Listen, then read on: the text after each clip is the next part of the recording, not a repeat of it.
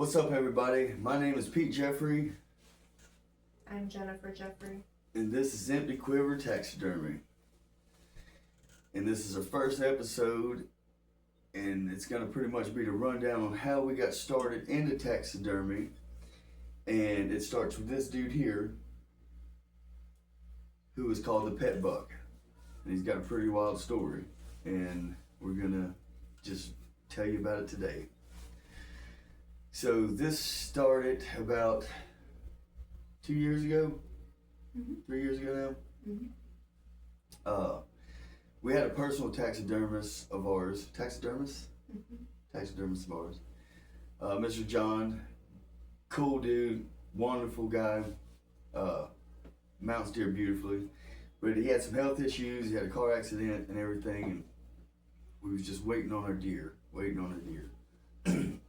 So Jen had this idea one night. We was laying in bed watching TV, and she's like, "Hey, why don't we do this?" I was like, "All right." So she ordered some stuff. It came in. We started watching videos, doing some research on it, and we're like, "Well, I think we can do it." She's a pretty creative person. I feel like I'm a fairly creative person. Been doing skull mounts and things like that for a long time, so we're like, shoot, next deer we get, we're gonna give it a shot. So to there, we're gonna have to go back in time a little bit to get to the story of this guy. A year before, I had got permission to hunt this 50 acres. And my brother Cody and my buddy Josh had came for the last day of hunting season, last Sunday afternoon. And I had bought Jen a brand new rifle, and she shot a deer with it. So as we're looking for a deer, she hit a little far back, got shot. So we end up finding a deer and end up being close to another guy's property. And I guess he's seen the flashlights and everything out there. He didn't know we were hunting, so he comes out, he's shining his light, he's yelling, "Hey, what are y'all doing?" And we're all nervous, you know what I mean? Just our first year, and actually we got the property late in the year, so we only got to hunt it like the last like 2 months maybe of hunting season. So I walk up to the fence and meet the guy, and I'm explaining to him, my wife had shot a deer and we was fine, looking for it, tracked it over here. And he's like, "Well, I'm just making sure you didn't shoot my deer." And I'm like, I don't think so. And he shines his light down at the fence, and there's this little basket rack 6-points laying at the bottom of the fence right by my feet. I'm leaning over the fence, and I look down. I was like, "Oh, there's a buck." He's like, "Yeah, his mom gave birth to him and another one, and this one stayed, so we fed it." And I was like, "That's awesome."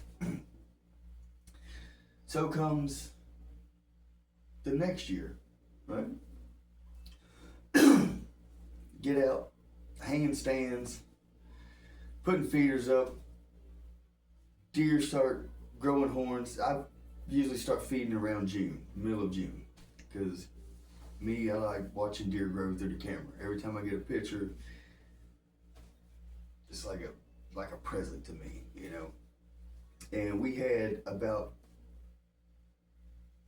7 or 8 bucks that year, and all of them are growing to be nice deer. We had one called Corn Money. We had one called the Wide Buck. Those are the only 2 I really remember that we kind of focused on.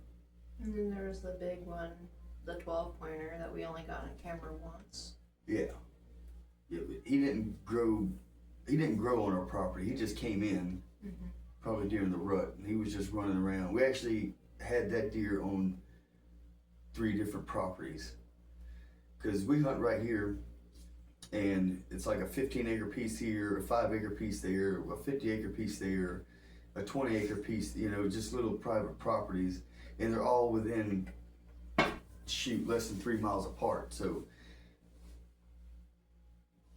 that buck was a giant, and maybe you can put a picture of him if we got it here somewhere. I have to find it. Yeah, he was huge.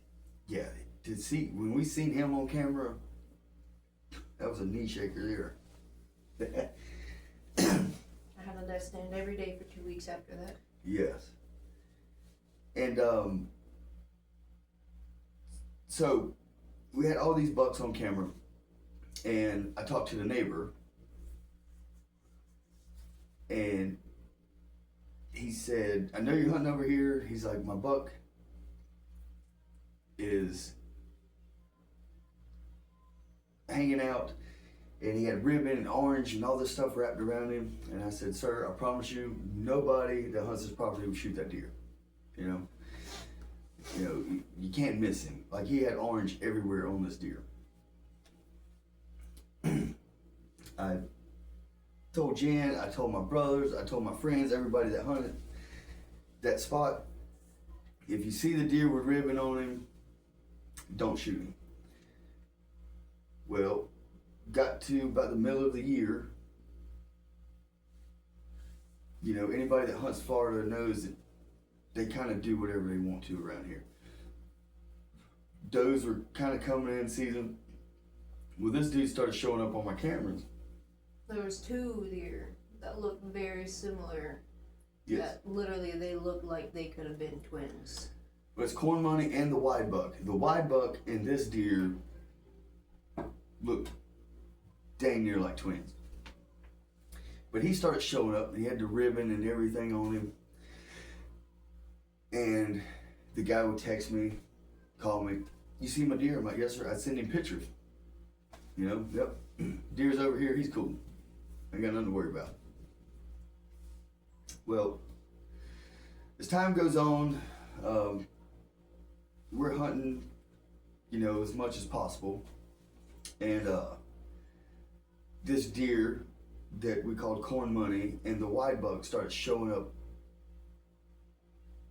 every day, every other day. Every day, especially evenings. They were in there hard.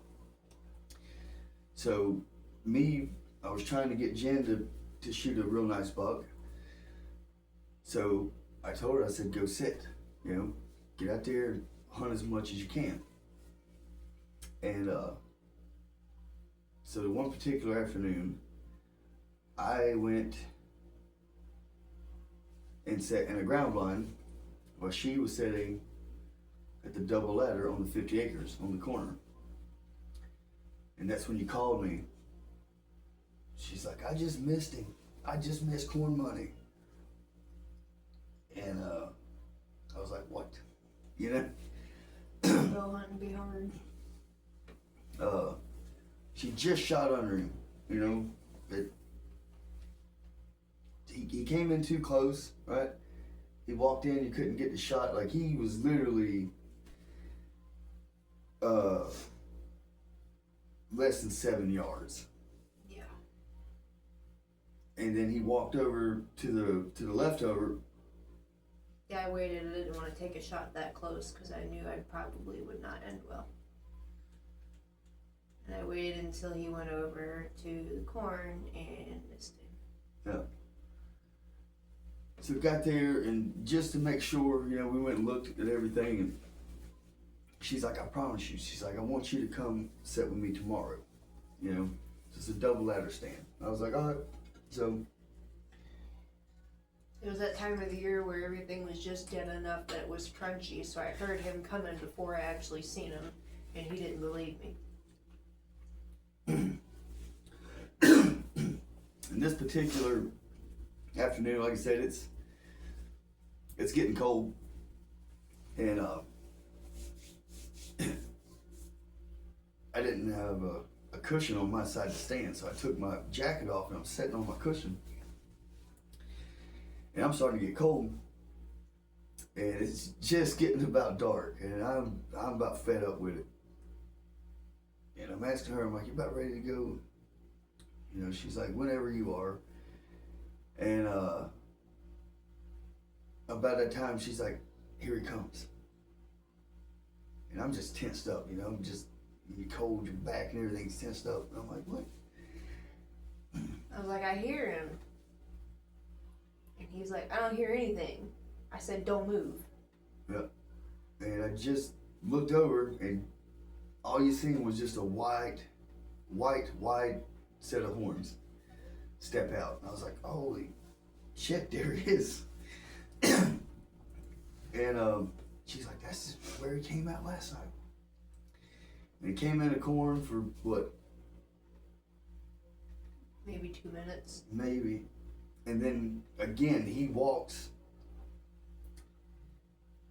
literally, I mean, it's 7 yards. He's right there. And I got my bow and I just stay still. And she's up, she draws back, and all I could see anyway, is the silhouette and the white patches. You know, his ears, his tail flickering, and he's walking a little trail. And once he got back over to the left, where it opened up, you could kind of see him again. But she didn't want to take another shot and risk spooking him off. You know, she's a lot more. I'm more patient than you. Yeah, she's way more patient than me, because I would have emptied the whole quiver on that dude and the dart. So I think, you hunted him a couple more afternoons or something? Probably the next 3 afternoons, and then I had to take a break. Yep. And then we started getting pictures of these bucks middle of the day just dogging does, just left and right. It was 3 of them. And by this time, we kind of thought the pet buck disappeared, because there was no deer wearing orange anywhere. You know? I figured he done moved on, changed properties like they normally do. Yeah, wasn't. I was like, well, we ain't got to worry about him. He's gone. Either somebody else shot him, or he's hung back up over there on the guy's property. So, it was 5 or 6 days before Christmas. Yeah. Right? Mm-hmm. And Jan said she was taking a break. I said, all right. I said, I'm gonna go sit all day long. I'm gonna shoot one of them bucks. And put my freezer suit on. Got all the snacks in there. You know, got me some waters, some cakes, Pop-Tarts, bananas, and whatnot. Every pocket was full. You don't need bananas. I don't. But I think I had one just in case. So that morning I remember, you know, in Florida it doesn't get cold much, but that was a cold morning.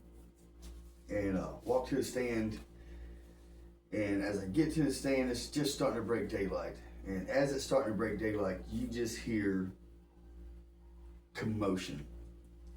Stuff's running everywhere. And as the sun's brightening up, all you can see is 3 different sets of horns just running around. There's 3 or 4 does, and they're just all within 80 to 10 yards. They're just running all through this little, I'm hunting on the edge of this little pine thicket. So the pines it comes out of a swamp that's pretty thick. It stays wet most of the year during the summer to hurricanes, it floods. So it's swamp, then it comes up to a little edge of hardwoods, and then it comes up on a hill, and all the pines, maybe 12 foot tall. You know, and they're kind of separated, you know, it's kind of open. So we got the stand hung in an oak tree, and kind of looks out through those little pines. And it's right on a corner of hardwoods. And these deer are just running everywhere. And lo and behold, this dude runs out about 20, 25 yards. You know, it's gun season, but pretty much shoot bows all year long. Every now and then we might take a shotgun, but we try to just shoot bows all year. He comes out and he stops. He's just breathing hard, panting. I draw Matthew's back, let one go, thump him. You know, and you're talking, all this is going on within the first 30 to 45 minutes of daylight. You know, pretty much dang near, as soon as I got there, I got there a little late. It was already kind of cutting light. I walked in with no flashlight. Like, it was that bright. Pretty much as soon as I got in the stand, these 3 bucks were just dogging these does, running all over the place. Sounded like they were tearing the woods apart. This dude comes in around 20, 25 yards, send one at him, smack, he takes off. You know, that feeling hits you. I start shaking. I called Jen. I was like, I'm pretty sure I shot the wide buck. You know, I didn't feel like it was corn money, but in my heart of hearts, it was the wide buck. And we called him the wide buck because he was a wide frame, white horn, 8-point. And she's like, you serious? I'm like, yeah. I'm pretty sure I drilled him. And so, you know, did the whole thing, gave him some time, come back, find a deer. He didn't go 50 yards or so. And get him home. In the back of my car. In the back of her SUV. Yeah, a box of 12s, and I had to scoot them over to shove the deer in there. Yeah. Yeah. That was pretty fun. There's a fun video of that. I don't know if can you put that in here? I think I can, yeah. Revealing this deer that morning. And we were so excited, you know. And there's no orange on this deer anywhere. No Nope. ribbon. Nothing. No. So we ended up figuring out how to mount the deer. You know, we cape him out, which we already knew how to do that. Looked up, figured out how to order stuff. So we order everything. And it comes in, and we mount this deer. Start to finish in 3 days. Yeah, start to finish in 3 days. And we was like, we're badass. This shit's easy.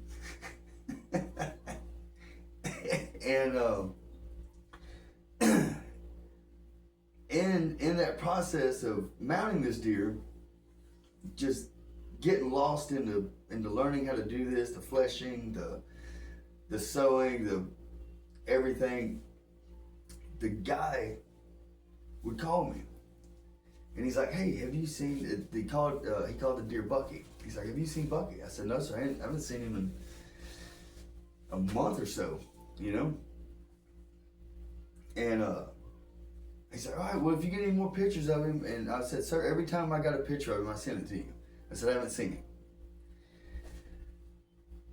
So a week or so goes by, and we get done mounting the deer, and we get him painted and everything, and we think we're top-notch taxidermy for the first time in our lives.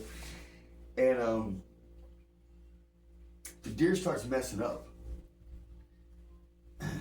His eyes start cracking and peeling back. His nose does some weird stuff. Under his burrs, it separates and pulls down. His ears, you can probably see his ears are wrinkled all to hell and back.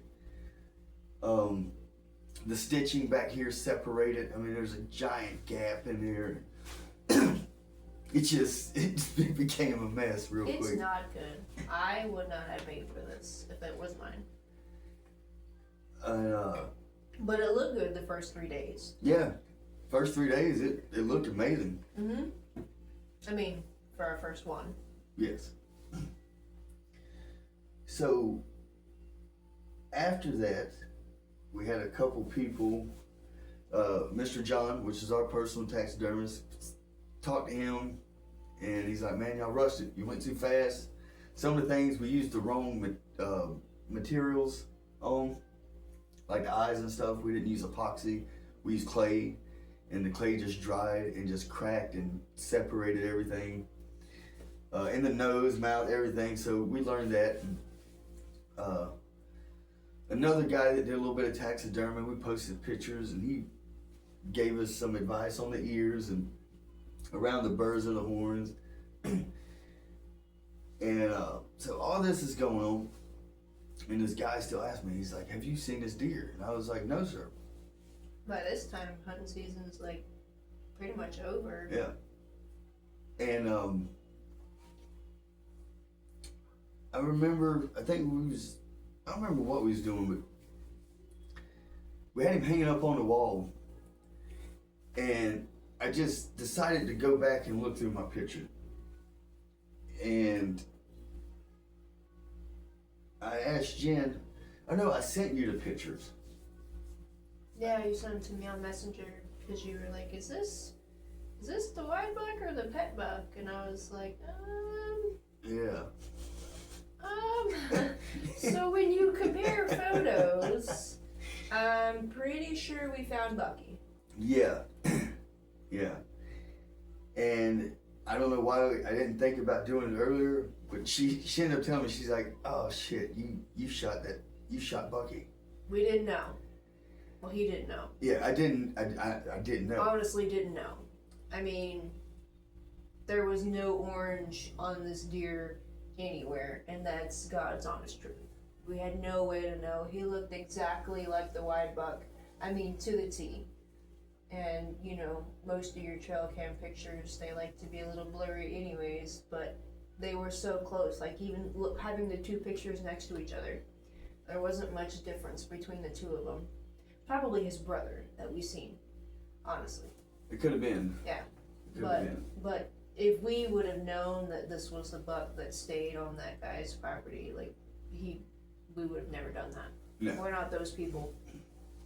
But ended up mounting him, and that being our first deer, and the story of it was pretty wild. And for me to be the one to end up shooting it after telling everybody, you know, if you see this deer, don't shoot it, don't shoot it. And we told the guy, make sure if he's around, like, we need to have a way to tell it's him, you know? And, you know, when they are rutting and running around and fighting and all that stuff, it's kind of, you know, it rains and, you know, if you were to put paint on them or whatever, but there was just no way to tell, and that's honestly truly nobody's fault. It's just the nature of the beast. Yep. And still to this day, I feel bad about shooting him, but at the same time, it's a story.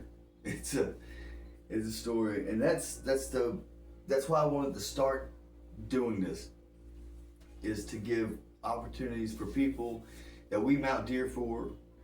Once we get done with them, they can sit here and they can tell their story, you know, of that magical day that they got to take one of the coolest things that God ever gave us is a whitetail buck, you know.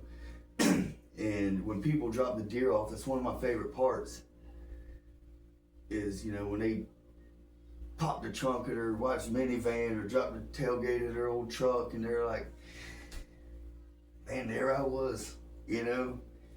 And to see the joy on their face, or the excitement of them reliving that morning or that afternoon, or, you know, whatever it might have been, is awesome. So sitting there one night, I told Jen, I was like, I think it'd be cool if we could sit down and let the world know about that magical day, you know, and how it worked out for them. This was our first deer that we mounted together, the first deer that started our taxidermy career, business, whatever you want to call it. And it was an accidental shot that I will always feel bad for, but he will always be honored in our house as the first deer that we ever mounted. And the pet buck, aka Bucky, is a very nice 3-year-old Florida 8-point. And as sad as I feel about shooting that morning, I am very proud that me and my wife got the opportunity to learn the taxidermy stuff together, and I take a lot of pride in this deer. The only thing we went back and fixed, was his eyes a little bit and his nose, but we left all the other flaws. Yeah, true. Started from the bottom. Now we're here. We'll have to show more of our better mounts since we've learned quite a bit. Always learning, actually, but they look much better than this. Yep. And we're gonna show a couple more of ours. We got some friends and, like I said, our customers that are willing to sit down, have a little conversation, and tell you their story. That's gonna be awesome. And hopefully there's a lot more to come. So that pretty much wraps up the story of Bucky, aka the Pet Buck. And I hope y'all enjoyed it. I hope we can bring you so much more. If y'all did like it, please subscribe. Maybe drop a comment on if you liked it or if you hated it, or if you have mixed emotions like I still do every day that I look at this guy. We didn't know. We didn't know, Bucky, We but we didn't know. love you. So, from us at Empty Quiver Taxidermy, we know hunting season starts, well, for us, next Saturday. So good luck to all of y'all out there. Be safe. May the good Lord guide you. And happy hunting. Right? Yeah. And don't be like me and draw your bow back and forget to put your pin where it's supposed to go. Yeah, don't do that. Don't do that. Always make sure your pin's where it's supposed to go. Yeah. I missed, but make sure your pin's where it's supposed to go. Yeah. Because that happens. A lot. Twice now. Twice. I'll do better. Thank y'all for watching. See y'all next time.